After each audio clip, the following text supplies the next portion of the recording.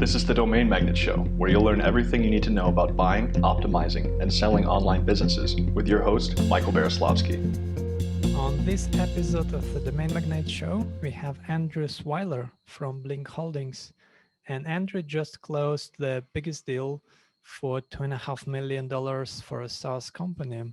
And he also runs a SaaS agency. Hi, Andrew. Welcome here. Hi, Michael. Good to be here. Thank you.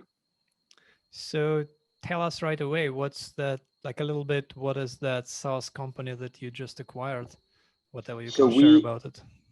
Yeah, I can share that it's in the HR space. So it's an HR platform for onboarding, for managing teams, a competitor to some things like Bamboo HR, basically, but at a much smaller scale and much more focused on enterprise level customers. And actually, it just came through a client of ours introduced us to them. The team's based in the Ukraine and came through a client of ours that was like a friend of the founders. And we developed a relationship over a few months. They weren't looking, they wanted to sell, but really for them, the objective was just to get into a new project that they had been building. And we kind of had to do a big learning curve, showing them M&A stuff. I sent them a lot of books and a lot of information, told them, like, here's what we would pay. Feel free to go out to the market if you want to, but you know, this is our company. This is our SaaS agency that's behind it. This is what we can do. Our intention is to keep their entire team on board of 18 between the US and the Ukraine. So we told them, if these are important things for you, that's something that we can handle. And yeah, the deal materialized over about 3 or 4 months over the summer. And we actually got SBA lending as well through the deal, which can be pretty rare. How did you get an SBA deal for a business in Ukraine? Do they have a US company? Do they have some audited financials? Yeah, they're LLC in the US. And actually the really good thing was they run all their contracts, both for the business and through their employees, through the US LLC. So we were able to do that. The SBA wasn't very excited about having like 12 employees in the Ukraine, but they said as long as we kind of commit to hiring more US people post close, that they would be okay with that. So it's very nice. And yeah. I've heard that you have to have 3 years of financials. So did they have like 2 or 3 years of financials for that US company that was submitted and taxed or audited?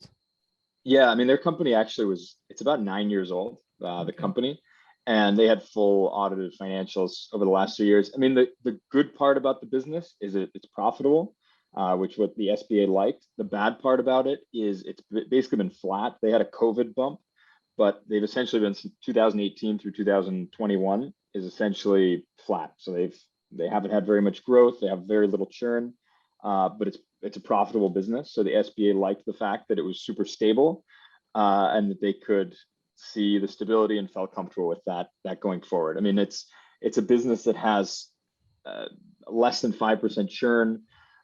There is a service component to it, which we weren't that excited about, but the ARR is about 75% of the invoicing. So it was good, and the deal was about 5x EBITDA, which we were really happy with after add backs. So it was a rare deal, especially we've spent about a year without acquiring anything in the SaaS market, because it just everything's I mean, most of the deals we see don't even go by EBITDA. They just go by a multiple of ARR, and it's usually too crazy for us to be out there chasing it. Yeah, the multiple valuations for SaaS businesses have just gone crazy, especially in that range. If you are under the million, where we are, the multiples are usually more kind of reasonable, but when you go bigger, it's hard to find. So that sounds quite interesting. And you said five times EBITDA. And how much of the deal was financed through the SBA loan? The SBA loan was about $1 million. And the other part, we got $1 million from the SBA. We did $500,000 through, I can't say which company, but through one of the companies that does they pay you for the ARR that the company has. So So like a debt financing, it's like a loan. Yeah, debt financing. Okay. Yeah, based off of the annual run rate, and then the rest was equity, just from private partners that we already knew, or people that have kind of been involved in other businesses that we have. So you got about $1 million in equity, and some of that from some partners and investors, right? Yeah.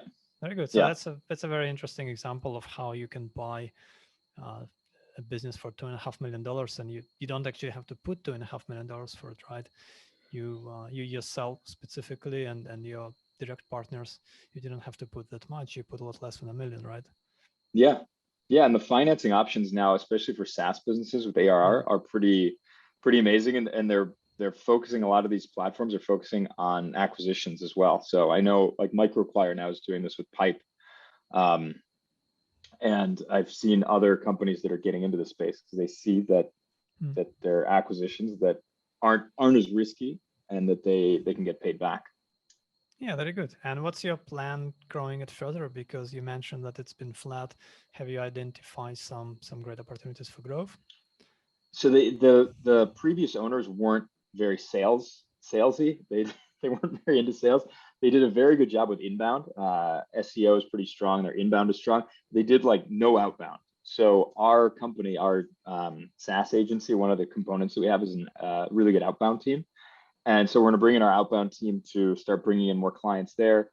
We're working a lot on the onboarding process of the product. The product needed a lot of hand-holding, a lot of service to get people on the platform. So we're going to put together like a lighter version of this and make it a little bit easier for smaller companies to be able to onboard. And then also just clear pricing. The pricing it's one of those companies that you got to call us and do like the demo to get our pricing. And we're not big believers in that. I mean, I know certain enterprise companies like that, but we want to be a little bit more transparent. I think it opens up your funnel a lot more when people see like, what does this actually cost? So those are kind of like our three or four key things at the beginning, at the outset. And we'll see from there what else we'll find. And how did you handle the transaction and the deal? Because they are based in Ukraine. So did you use an escrow service or an agent? We used an escrow service, and we actually still have quite a bit in escrow, just in case the reps and warranties have any issues over the first 12 months.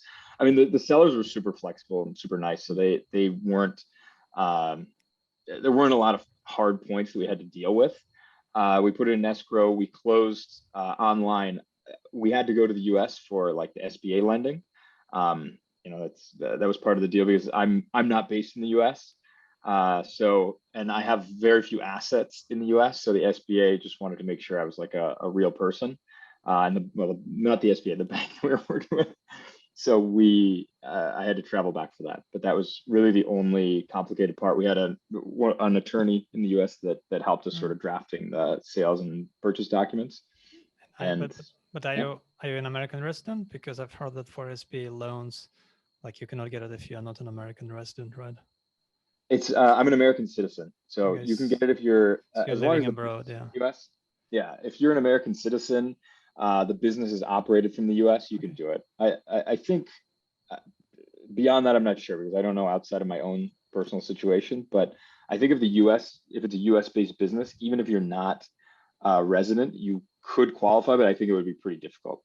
Being American, there was definitely a lot of questions about my relationship to the US and assets and things like that. So yeah. Right. Well, congrats on the deal.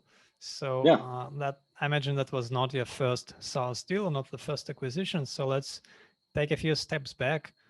How many companies have you acquired or businesses have you acquired, and what was like the first deal that you've ever made? So I actually started in e-commerce before. I sold an eyewear company back in 2019 to one of our distribution partners. So that's how I got into sort of like the M&A space. And from there, I started learning a little bit more about like the micro PE space, what was going on, and got to know my current partner, Amit, who runs our SaaS agency, First Principles. And we were talking, and we got together more in the space of like building a venture studio. So Amit had built out an agency that had 80 people. across India and the US, mostly focused, I'd say 50% on product engineering, 50% on outbound and SEO and growth. And he had approached me just about, how acquisitions work, M&A, what we can do. And we started together on like a small scale of we've done a couple deals around like Chrome extensions, Shopify apps, just to get the feeling of like how to make the deals, what the transactions can look like, how to do the due diligence before we got into these bigger ones. But a lot of our focus is on venture studio type stuff because we have a large team that what we try and do is we find entrepreneurs that are like really at an early stage or that have an idea, but they have a unique market or a unique positioning in a market. And they come to us and we kind of partner with them 50-50 and build out the product that they've sort of envisioned. And they run the part of like getting the first customers and being sort of the face of the company while we run sort of the back office and the growth stuff that go on behind the scenes. So that's similar to running an accelerator. Isn't that like what Y Combinator do and the other in the space? We do it all internally and on a much smaller scale. And usually they come to us like, so for example, Syndication Pro is one of the businesses that started inside of our venture builder. It was the founder came to us and he just had the idea. He's a real estate syndicator in the US. Came to Amit, said like, I really want to build this. I think this is something that's in the market. They compete with like Juniper Square, just an example, but basically say like Juniper Square, but at a lower price point. And our company helped build it, is 50-50 partners and have helped scale the business from there to $1 million ARR. And just to get a recent example, we're working on one now with a guy in the insurance agency business. He basically owns several Allstate insurance agencies. Came to us and said like, this sales dashboard doesn't exist. Allstate hasn't built it. Nobody's done it. Let's partner together and build this. We kind of do a little bit of due diligence on the market and find out what's going on and scope out the business with them. And then everyone just invests their pro rata part into the business. And, our team comes in, helps build it, helps with the outbound. And this one's just getting spun off right now. It's called Agency Flash. That's our latest sort of project that's coming out of the venture studio. That's a very interesting model. So as I understand it, people come to you with ideas and they have already some expertise in that industry, and you provide the technical expertise from your team and the growth, and then just partner with them to build it out and then promote it, and they run it and you just become 50-50 partners. Yeah, we continue to run it with them. Ideally, we continue to run it with them. I mean, there's cases like Syndication Pro's gotten big enough where we've had to hire some outside people as well. But ideally, we want continuity where that person kind of becomes the CEO or we bring in an outside CEO, and then we continue to kind of be 50-50 partners and work together to grow it and look for, whatever the best exit strategy could be for that. How long does it usually take from a start to get to a point where you're making enough money to be profitable or, to make it worthwhile to continue? Syndication Pro took 2 years to get to the point where we could hire an outside CEO and kind of step back a little bit. And now with just an example from like start to finish with Agency Flash, we were approached by the entrepreneur in June and we had a few discussions, did a little bit of due diligence, and we're spinning off the product now in end of September. I mean, we do a little bit of like lean startup, like put up a landing page, talk to people. The reason we look for people that have like industry insider stuff is because we don't want to like cross that chasm of just like having no customers. And for example, just with Agency Flash, he's a member of all the Facebook groups of all the Allstate agents. So he's able to get us, 30 to 40 to 50 customers off the bat, and get people testing and getting feedback on the product. So that's very interesting. So if I came to you and said, hey, Andrew, I want to build out a marketplace, like Empire Flippers, but better with lower fees or something like that. Is that something is that like similar to what you generally do? Except of course you'd look into that and check if that actually makes sense financially. Yeah, that's something we would do, and we would find, we try and find like strategically where all of us kind of fit together. But yeah, exactly what we do. We find people like you that know the market better than anyone else, and that know how to get the contacts and know how to get the first kind of customers in the door. And I mean, one of the key things we look for is like stickiness. Like the good thing about this agency flash thing is it's super sticky once people are in. Same thing with Syndication Pro. Once people are using it, all their back office is run through our stuff. So it's not something that's like, okay, I'm going to use this and then I'm just going to shift everything over to Google Docs next week. It's like, no, we need to stay on here because we need to handle, you know, our distributions. We need to handle our tax documents. All the reporting runs through our platforms. So those are the kind of key things that we look for long term in the B2B SaaS side. Yeah, that's very interesting because I've often had many ideas, but just never knew how to where to even start to implement a large scale technical project. And I think many other entrepreneurs also are not aware that there are opportunities like that you can partner with someone who really has the expertise in the space to bring products to market and promote them, and you can just focus on the things that you do well. Yeah, so that's very interesting. Exactly. That's the intention. I mean, we see a lot. Some of the, you know, we talked to a lot of people around indie hackers in like the section of looking to partner up. Yeah. You know, 99% it's just not the right fit, but the 1% we talk to them and see how far it can go. There's a lot of interesting stuff out there, like projects. I just talked to a guy that's doing lender management for microfinance companies out of Africa. And he built like an MVP, and he's looking for someone to partner with him to do exactly that. So we're going to explore that a little bit further.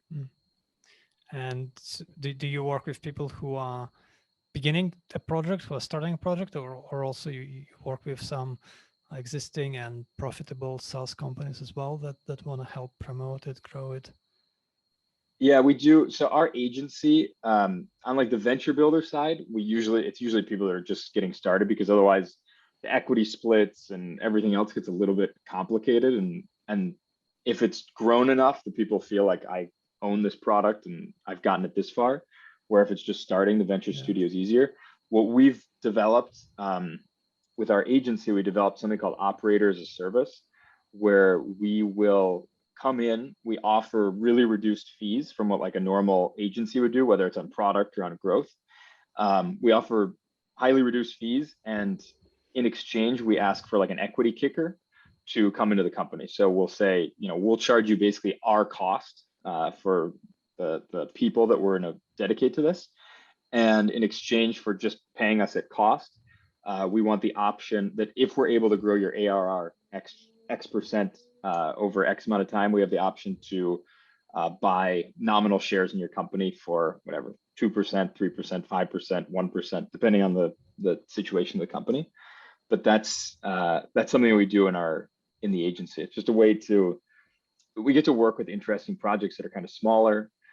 We get to the incentives are more aligned. I mean, you can work with like big enterprises and you make your money, but in these cases, it's interesting because you get, you know, you're working together hand in hand.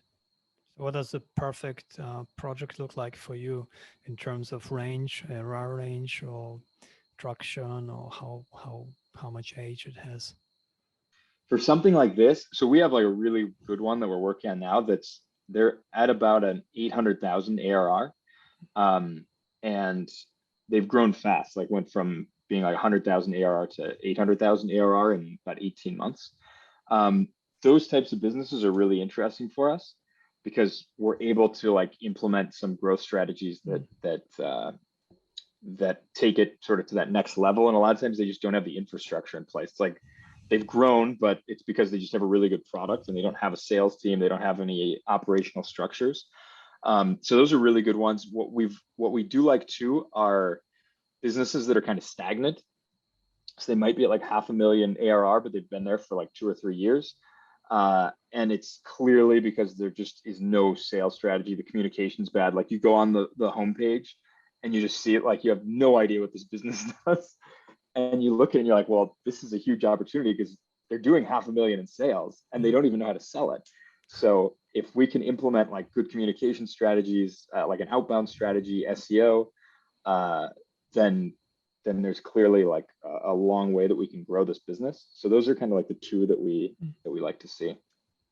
So how did you come up with this whole structure of partnering with SaaS businesses, with entrepreneurs to develop their product, their project?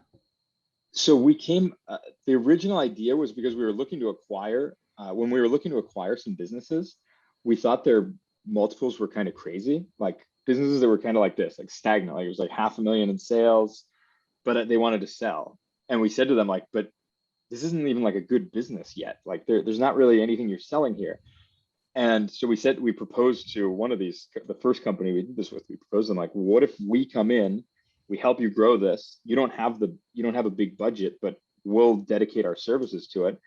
And you give us, X% of the company and we'll position it for a sale.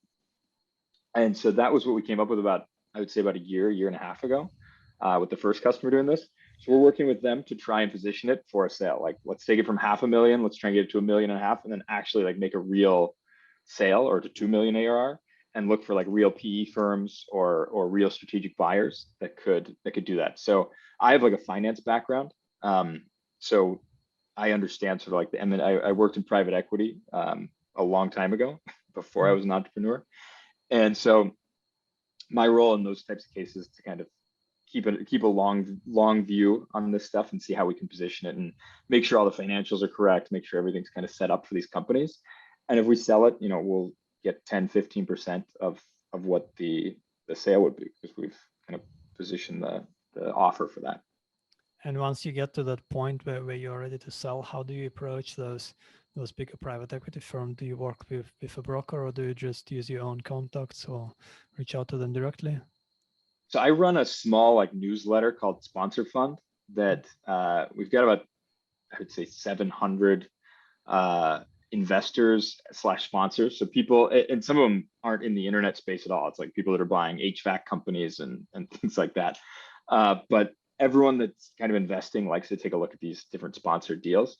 So I have that list, and inside that list, there's quite a few like micro PE firms that I've gotten in over the last year. So the first swing will be going to I mean, full transparency, we haven't done this yet. Like we're still growing this business and looking to get it into that position.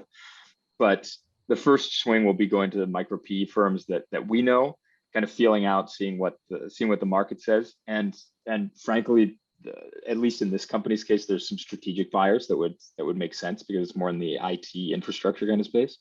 So there could be some strategic buyers that make even more sense to make it bigger. But those are kind of like our first two steps, and just making sure that everything's really well. The metrics are clear, the accounting's clear, everything's audited. Like the things that people, you go on MicroAcquire and a lot of people just dump their Stripe information there, and that's it. And you're like, so what's the churn rate? I mean, even the guys that we bought this HR platform from, they had a little bit of their metrics there, but we had to dig in quite a bit to like understand what the real like churn rates were, the cohorts were, everything. It was just kind of like, wow, this is our revenue. And did they only use Stripe, or also a few other payment methods? What's for the company that we bought, they had a few different ones, and because they were doing a lot of enterprise deals, a lot of it was wire transfer too. So okay. It wasn't just to follow. Yeah, there was a lot of due diligence to dig into. Yeah. All right, very cool. And how do you find those kind of deals? So how do you find interesting deals or potential partners to work with them on their SaaS businesses? So one of the areas I've been focused on the last like 6 months has been going to accelerators and to VCs, especially outside the US, talking to them, seeing, if they have someone in the portfolio, companies that are either stagnant or companies that are growing really fast. And we just lay out like, these are the options you can work with us on. We're happy to look at this as an acquisition. We're happy to look at this as like a strategic investment for us. We're happy to, look at it as just a regular client, where it's like, hey, this is a really big company and they have funds and they want to invest in growth, or they want to invest in product. So we've been doing that a lot, outbound, looking for VCs, looking for accelerators. We do a lot on just a lot of data scraping around Crunchbase and ZoomInfo, finding businesses that just fit in the B2B SaaS space. I mean, the good part for us is we only focus on a pretty small swath of B2B SaaS. So for us, it's easier to get to know them, and we reach out pretty constantly to the companies that we get to know. The one area we kind of avoid is on when companies are venture backed or they recently raised funding. There's like an onslaught of agencies that reach out to these companies, so we kind of avoid that area because it's just not competitive. We'll get crushed by some of the other ones. So we have to make sure we play in the field that we know well. Why do you go only for B2B? Why not B2C?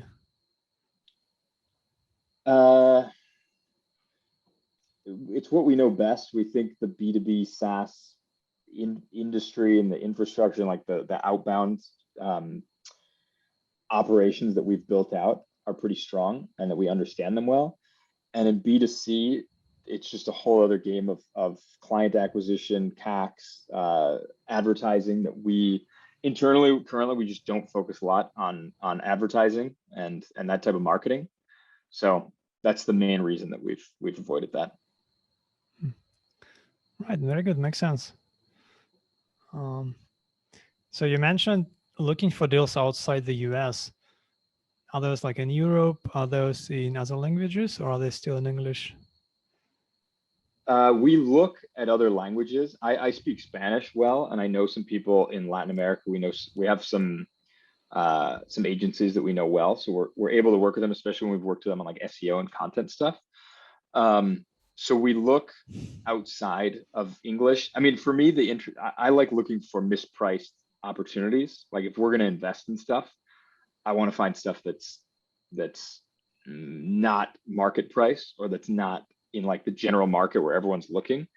And fortunately, unfortunately, like last week you were talking to the people in France. Like there's lower multiples if you go to France. The ceiling is lower as well. Like you're not going to grow that. You can't be $100 million company a lot of times just being in France, but you can make a good business and you can acquire because there's just not a big marketplace of buyers and sellers in Europe or in Latin America or in Southeast Asia. Yeah, that's very interesting. So yeah, we had this on episode 49. We had Kevin Jordan from .market EU, which is a French marketplace for online businesses. And I've learned talking to Kevin that on the French market, the prices are generally like 2/3 of the US prices. So you would typically pay somewhere around double the annual profits for a business. But the problem is these are websites, these are businesses that are all in French. So you have to speak French, you have to understand it. And it's also, there is not a good operator marketplace, as you mentioned. So you would have to go and find some people who speak French and get them to write some content or update things. So it's like you have to really speak the language, and that's what my realization was from that. And I speak some Spanish as well. I looked at a few deals in Spanish before. There are quite a few interesting sites we're looking to acquire at some point, but there are just too many difficulties because reselling businesses later, you have to find a buyer who speaks Spanish also, which really reduces the market considerably. And there is a bit of a ceiling, like you mentioned. So, if you go beyond that ceiling, you really grow it, then there is maybe just a very limited number of potential buyers that can afford it and are interested in that market. So how do you overcome those challenges? You can obviously find good deals in different languages, but how do you effectively manage them and grow and then potentially resell or exit? Yeah, I mean, if any deals that are outside of the languages that we speak within our team, we haven't done yet. We recently looked at a deal in Germany that was pretty appealing, like from an EBITDA perspective, but the sellers weren't mentally like prepared to sell the business, or whatever they were willing to do was outside of what we were willing to pay for it. I think that for me, the reason that the things are mispriced right now is, like you said, there's just not a market for buyers and sellers in a lot of these, but I think there will be. I think as the US, or at least the English speaking markets, I mean, English is like the dominant language on the internet as far as like making money. And that'll continue to be that way. But I think as a lot of people kind of get squeezed out of some of these markets, or they start looking for these sort of mispriced assets, There's definitely a lot of talent, tech talent, operational talent, content writing talent across Latin America, across Spain, across all these different countries. And I think people will start looking at this and possibly, taking their portfolio and saying, okay, let's try and put together a similar portfolio, but in Spanish, or in, whatever the language might be. I think some people are going to start going in that direction just because the market in English is super saturated. At least in English, Yeah. US based, UK based. Yeah, absolutely. I think it's coming probably not as soon. So when I looked into when we No. discussed with Kevin in depth about French, like buying a French content website and growing it. And the good thing about it also is that most of the sites you would see on the marketplace are actually high quality, legitimate websites that people build out of passion, not the sites you see on English marketplaces, which are mostly built to sell. Yeah. But when we started looking into it more, so you need to hire writers to maintain it, and that's going to be a bit of a challenge because there is no really good place to go and find a French-speaking writer at a reasonable cost who would be reliable, persistent. So that's a bit of a challenge, and then you have to go and find ways to build backlinks in French and sort of optimize articles and evaluate if the quality is good. It's like all of those things, but in English, they are pretty straightforward because everything is well established. In another language, you have to pave the way. And that's the challenge I see now, yeah. The hardest part is if you don't speak the language, it's hard to find the content about it. Yeah, and that's the second biggest market, or maybe already the first, is Chinese. And for those of us who just don't speak the language, it's completely inaccessible. Like we wouldn't even consider going there and buying anything, right? Yeah, I couldn't imagine the complexities of buying something. Yeah, I don't even know where do you even start? Yeah, exactly. Yeah, but yeah, if with Spanish, that would be the probably like the second for most English-speaking people, and the multiples I imagine are similar to French, maybe twice the annual profit, and you can find some good opportunities to acquire. And I suppose if you develop a team, you have the team to manage it, right? Then that could work quite well. You would have it, especially if it's a SaaS business. It's mostly programming, so mostly software, so you don't necessarily need a Spanish-speaking developer even for that. Yeah, and most of the developers are pretty bilingual. I mean, the developers I know here in Spain and Latin America, language isn't a huge issue, just because they're also used to, most of their life has been looking on YouTube videos, learning how to code. So they're pretty used to speaking English, especially technically. But then the challenge is how do you exit the business? Because in a foreign language, you have a considerably lower amount of potential acquirers at any price range. It'll be interesting to see what happens. So here in Spain, there was recently an acquisition of a company called Holded.com. It's like an ERP. I would say it's like NetSuite, but it's focused on SMB markets. So, NetSuite might cost thousands for a small business, but this would cost maybe $150 for a small business to have like several seats, and it's almost as good as NetSuite. It's like an amazing piece of software. They just sold, I want to say, for 150 million. And I want to say it was like 30 times sales that they were doing. So, I mean, this is a company that's probably doing, 15 to 30 million in sales over the last year. They sold to a large private equity firm that I think is from Sweden, if I'm not mistaken. And this is just like one data point, but in Spain, at least, there's been a lot of M&A activity for this type of business in like the 10 to 15 to 30 million range from outside of Spain. So like all the best startups in Spain have been acquired by companies outside of Spain, either PE companies or strategics, which people are pretty upset about because they're saying like, well, how is there no acquirers inside of Spain or inside of Latin America that are buying these? But I think it's kind of a sign of what could come as well, like lowering down in the market, where I think some of these lower market firms are going to start looking around. I mean, even the traditional PE sector in Europe, the lower market here, they look at million EBITDA companies all the time, or even slightly lower. We're in the US, like LMM companies probably aren't going into that sort of lower range. But here, even like the decent PE firms are already looking at that. And I think it could be moving in that direction with micro PE. I've talked to a couple micro PE firms here in Europe, and I know a couple personally pretty well. And the multiples are good, and they're willing to go outside of their borders. I think also as Europeans, they're more willing to look at other languages and understand like who they need to hire, what they need to do, because a lot of these startups here have, if they want to go outside of their common language business, they have to, hire teams to move to Germany, to move to France.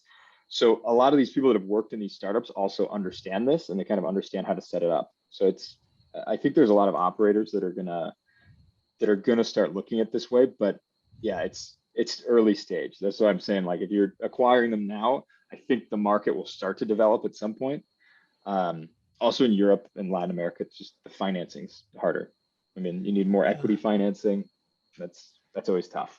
Yeah, it's quite interesting. I've over the past couple of years, as we've been doing all kinds of different acquisitions at Domain Magnet, we've looked into other languages as well. So we found there is a pretty well-established marketplace in Russian, but they don't really have any bigger deals. Like the biggest deals they've had maybe around couple $100,000 in value.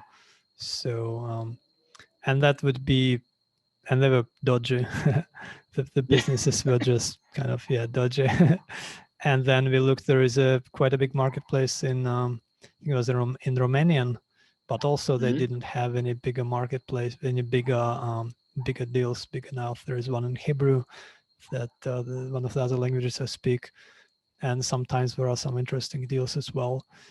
But yeah, I've come to the conclusion that only in Spanish and maybe some of the European languages like Dutch and German would make sense. I actually know a few people personally who buy sites in Dutch and German, and they have their teams and they buy those different sites, mostly lead gen, and then they grow them, and that works quite well.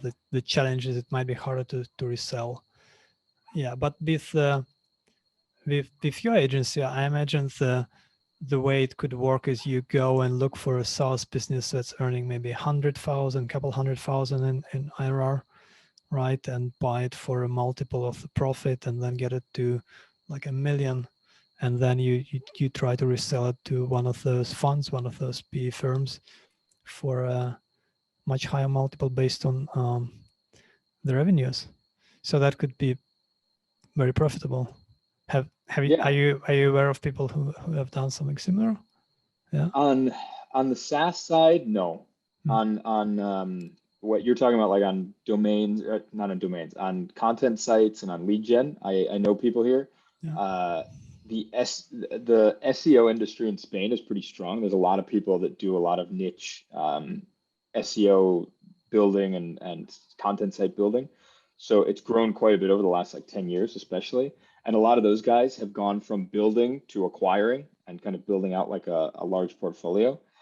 But on the SaaS side, honestly, a lot of the B2B SaaS that's pretty present here in Spain comes from France and from Germany, and that they're companies that have grown and gotten financing, and they're able to build out teams in Spain for like sales. So a lot of the B2B SaaS comes from outside of Spain. And it's strange because you would think there would be like one of those like copycat type of things where it's like, I see something in Germany working and now I'm going to build it here in Spain. And it just doesn't really work. And I don't know why. They end up being like the German company comes here and just, builds out like their account executives and their country managers. Like I know a lot of people in Barcelona that are country managers for certain startup. And that's like a big job. Like, you end up, running a 10 to 15 person team. I don't know. It's weird because the European market it's like pretty capital intensive to grow, like to scale up these businesses, just because you got to build out for like each country to get a little piece of their pie. Where in the US, you don't have to, or even the UK is a fairly large market that just by itself, the companies can do well. But I don't know, on the acquisition side, I haven't seen a lot of people doing it here. I know a lot of people doing it in like job boards. I've seen quite a bit of movement in job boards, people acquiring them in different markets around Europe that are sort of like similar verticals. And then they take, the postings that are in Belgium and they just translate them into Spanish and they post them in Spain, and they own several different ones. That I know of.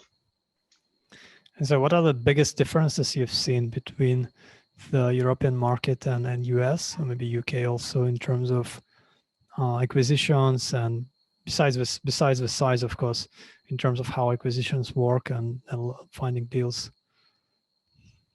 On so the UK is actually pretty sophisticated, like pretty advanced. And there's quite a bit of a deal marketplace, even whether it's like online or offline types of businesses. I forget what the stats are, but it's like light years ahead of the rest of Europe. The biggest problem is like educationally, that people even know of this as an option. Like that's where we found the biggest issue. Very good. And for someone who is just entering the space or trying to develop something similar to what you are building, what would be a good way to develop your pipeline of investors and develop some investor connections for someone who doesn't have the background in private equity? I would say the first step, especially in Europe, is I would go after deals first and then go to the investors, because there's an issue with the sellers aren't educated on like that this market even exists. So first you have the part of like getting them to know like, hey, this is like a viable option, because sometimes you'll talk to someone and they're like, you want to buy my company? Like, like why? What are we talking about? Because there's just nobody that's ever, like, nobody's talking about this. And if you have a decent deal in place and like you've moved along with it, then reaching out to investors, because then you're gonna have to educate them, because investors here, like 10 years ago, there weren't even that many seed or angel investors, and now it's become quite a bit bigger.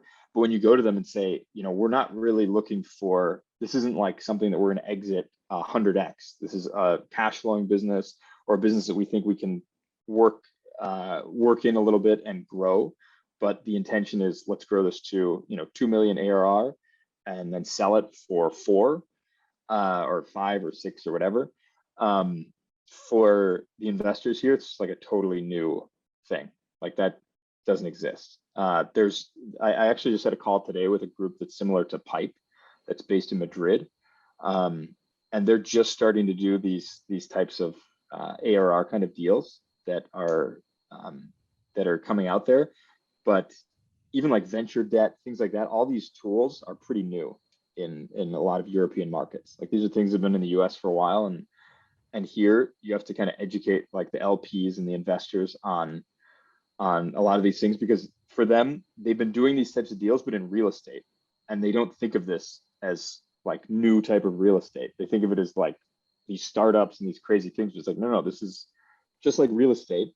It's a little bit more risky, but it's a similar type of transaction. It's like, let's put in 1 million and we're trying to take out 6, rather than let's put in 1 million, we're trying to take out 100, which is what a lot of them are thinking of. And how is the market in terms of debt? And is there an equivalent of an SBA in Europe where you can get a loan to buy a business? I can't speak to, I know I have a friend in Belgium, and he's done similar deals to the SBA, like really low interest rates on like pretty good cash flowing like websites and internet businesses.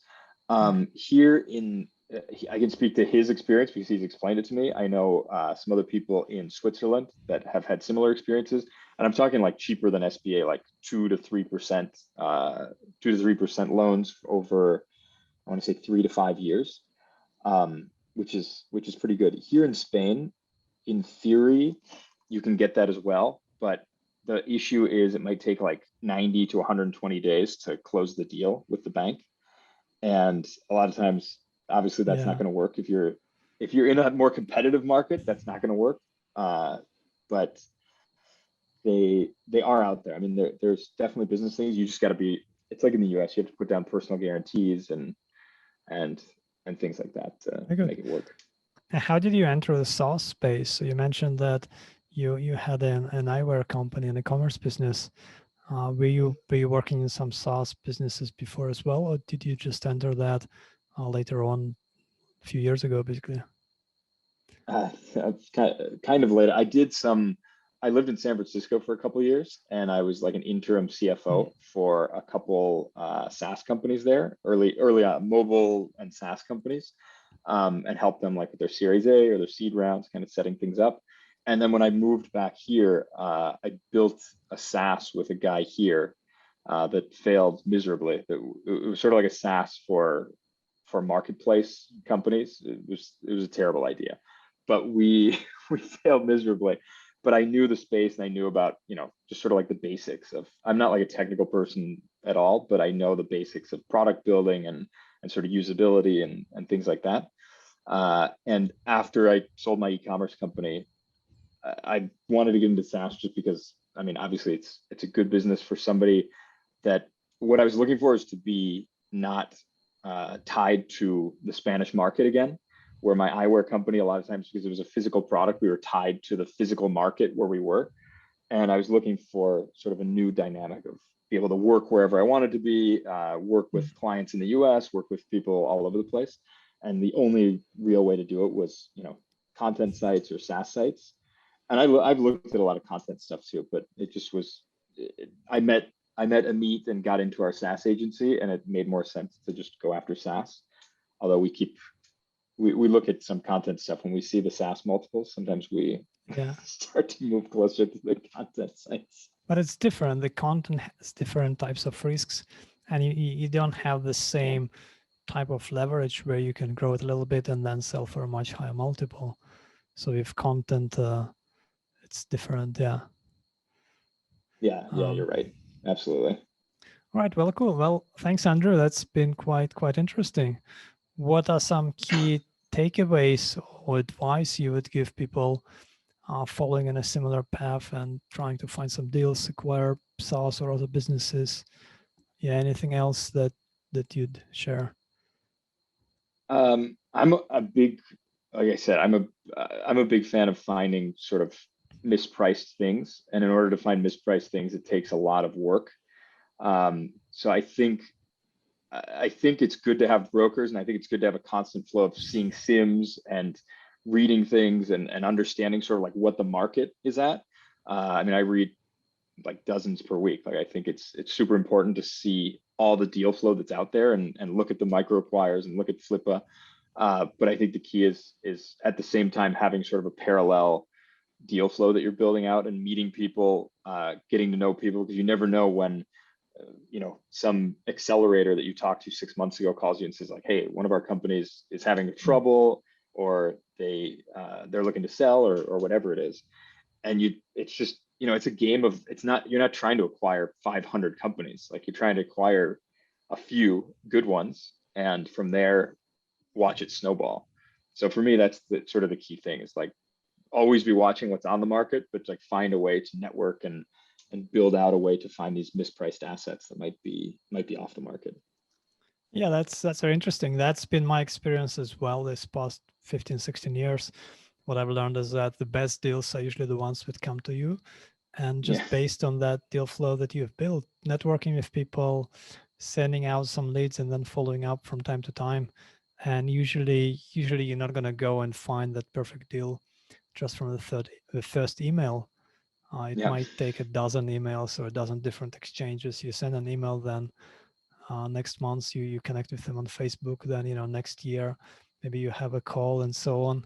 And we've had those deals where it just took years until the timing was right and the seller was ready. So it's hard work. It's building it up.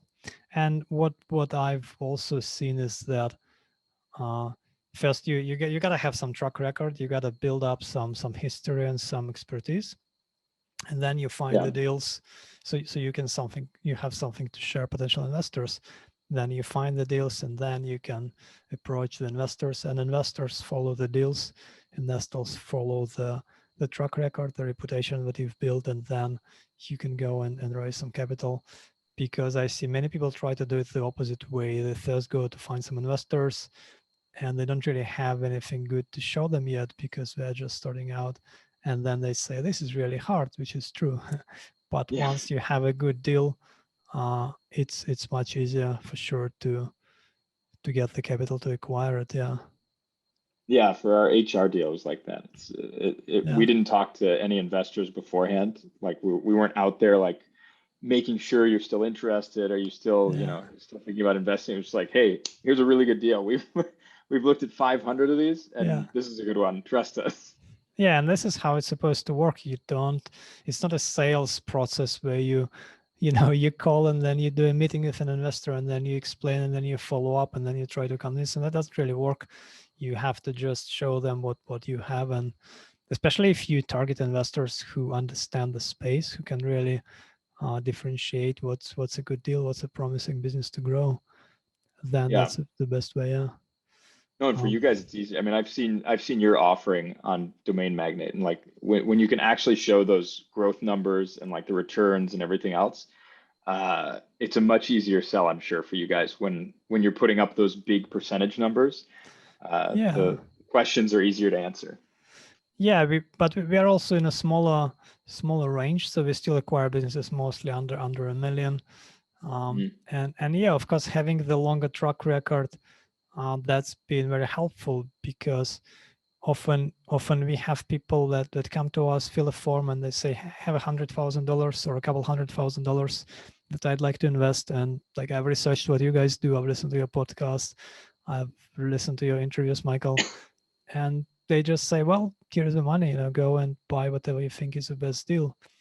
And at first I was surprised, you are giving me like a couple $100,000 without like any questions. You don't want to see specifics. But then that kept repeating, and I've noticed that this is how it works. Once you've developed that reputation, that track record, people just trust you, and then it's up to you to find really good deals and and make profits for the investors. To not mess it up. Exactly. Exactly. Well, cool. Well, thanks, Andrew. It was a pleasure to talk to you. So how can our visitors find out more about you? How can they connect with you? So you can connect with our agency at firstprinciples.io. You can have a look, and if they want to shoot me an email, they can send an email to andrew@blinkholdings.com. It's easier. It's Blink Holdings because I sold an eyewear company, so your eyes blink, and that's where the name came from. So if anyone forgets, that's the way to remember it. Very good. Thank you. Have a good day. Cool. Thanks, Michael. Bye. Domain Magnet is a leader in buying and selling online businesses with a proven track record of expertise gained from over 300 deals since 2004. To learn more about how we can help you acquire or exit a profitable online business today, head over to domainmagnet.com for more details.